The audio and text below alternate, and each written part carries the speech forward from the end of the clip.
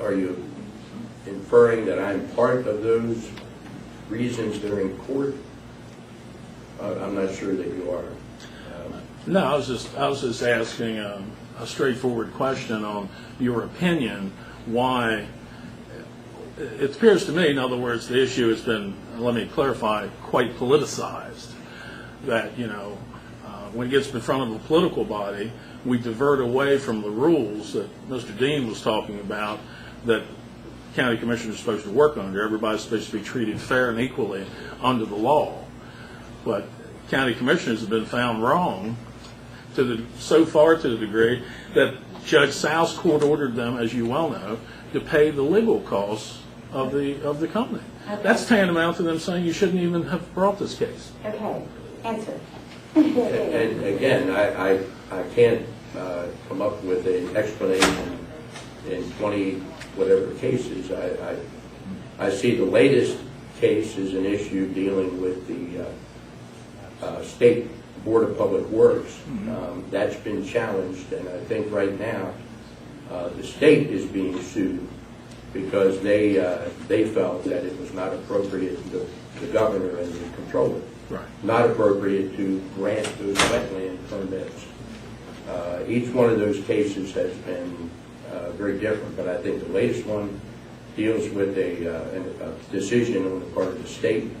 The state's being sued over that issue, and that will ultimately be decided. That's the one issue I think that was brought up earlier, that if there's a change in administration, it's very possible that Board of Public Works decision could be overturned.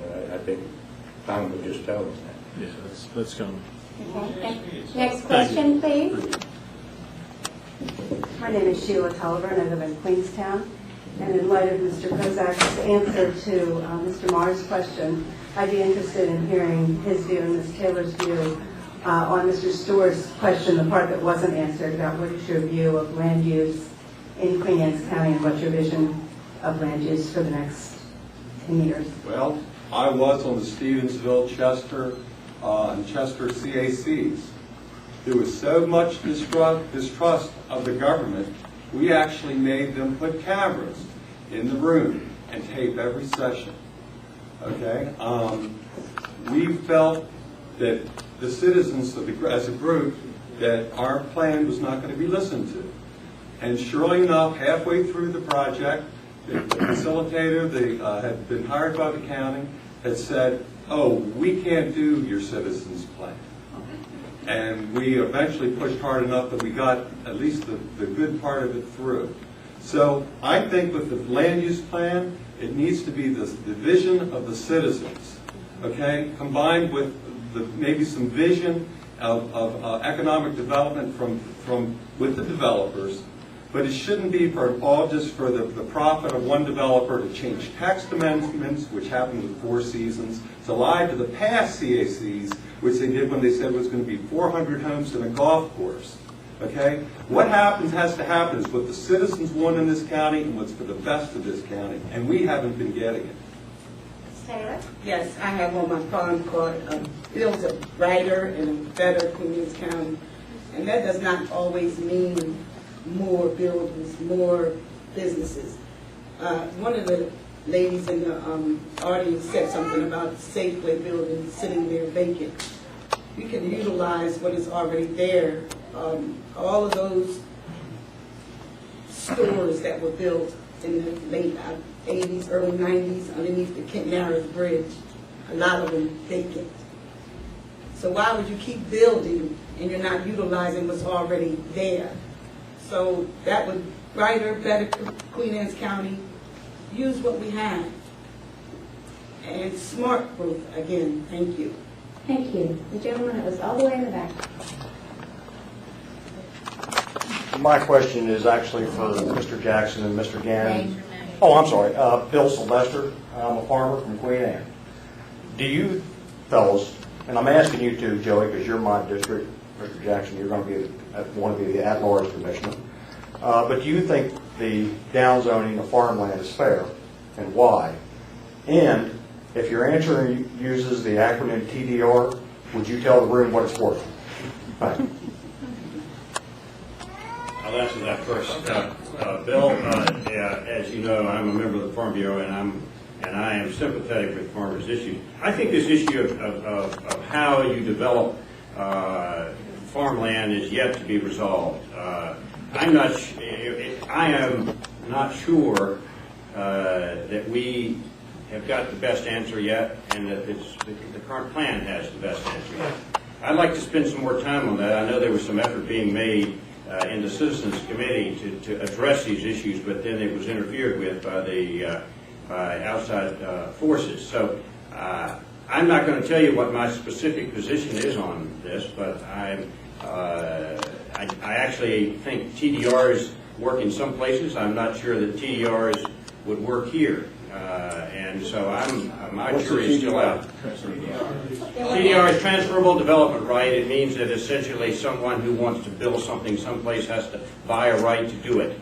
And it works in urban areas. For example, if you wanted to have apartments in an area, or wanted to have commercial space in an area where there were apartments, if the structure of the system allowed you to buy out of that, you might have to buy out of building the commercial space by buying a TDR from a person who has a right to sell it. And it can have any form. It's a quite complicated subject, and I think well beyond 2 minutes or even this group here. We'll go to Mr. Gannon and then Mr. Dean. Sure. What's your TDR worth, Bill? Not too much unless you find a developer willing to pay for it, okay? I don't think it's been quite some time since any TDR has been sold in this county. As far as downsizing, I was born and raised on a farm. I'm going to look out for the farmers. I think the growth needs to be concentrated in where the infrastructure is, in your towns, okay? We don't need sprawl growth that in some cases have happened in this county. That takes away our quality of life. I don't think people need to tell farmers what to do with their land or how much they know what they're doing. They just need to be left alone. And TDRs is like Neil talked about. Give me other avenues to look at, other different things we need to do, but that's something that needs to be explored. Mr. Dean? Right now, the economy has everything to do with the TDRs. But in the past, the TDRs, the non-contiguous development rights, were all legacy, and MALP has worked very effectively in this county. We deed restricted approximately 68,000 acres in this county out of 209,000 acres of agricultural land. That's a pretty large percent working with this type of program. So I think it's working well. I don't think it needs to be touched at all. Okay. Next question. On Kent Island, Mr. Gannon, would you please define what you mean by quality of life? Well, to me, quality of life is drive north of Centerville. Not just everything quality of life south of Centerville, but it's quality. As soon as I said that's not the wrong thing to say. To me, you're right. I'm human. The last perfect person on earth certainly crucified. Anyway, quality of life to me is being in an area that you enjoy, having neighbors that you enjoy, not worrying about crime, not worrying about whether your child is getting a good education or not having to worry about your taxes being so high where you're going to be able to afford it, not worried, can I go out at nighttime to the grocery store, can my grandmother go to the grocery store by herself. All these things I incorporate into quality of life. And as county commissioner, I think it's our responsibility to maintain these issues, to look out for your law enforcement, for your emergency services, for your elderly, your education. Like Neil was pointing out, it's a part of your economic development too. Economic development hasn't been touched on much, but that's something really the next set of commissioners need to concentrate on. To keep our tax base down, we need to get some good, clean business in this area. It's been talked about for years and years and years, and it hasn't been done. We really need to get serious about this because the taxes are getting completely out of hand. That starts your quality of life and goes from there. Thank you. Mr. Dean? We just need to hold taxes down so people can live in this county and enjoy themselves and not be strapped, being able to make their mortgage payments. Just a good quality jobs, have jobs here. That makes quality of life if you're happy. Thank you. Next question. Yes, sir. A question for Mr. Gannon. If I understood you earlier tonight, you said you would oppose running a sewer line down the Dayton. Over 20 years ago, the county sanitarian, John Nickerson, said that the southern part of Kent Island was doomed to public health issues. If the sewer line doesn't go down there, my question would be, are you willing to think that's an acceptable risk that you put the citizens of southern Kent Island under, along with Chesapeake Bay, or do you have another solution for that problem? Along with saying I didn't want to put a sewer line down Route 8, I also did touched on the fact that there are some problems with some private septic systems that has to be addressed and looked at. Do I have an answer to that solution? No. But I still would not run a sewer line down Route 8 to build everything up there. Mr. Dean? I go back to the same comment I made before. It's strictly a health issue. If you've got people getting sick from septic run over into your well water, you've got to protect the people of your town. You've got to do that. It's a health issue. Next question. Roby, and I live in Centerville. If elected, how would you propose to balance the needs or desires of the business interests, new home construction, and agriculture while increasing the assessable tax base? And who are you asking the question to? Jeff Ryder. Okay. So essentially, how would you meet the needs of the county balancing those various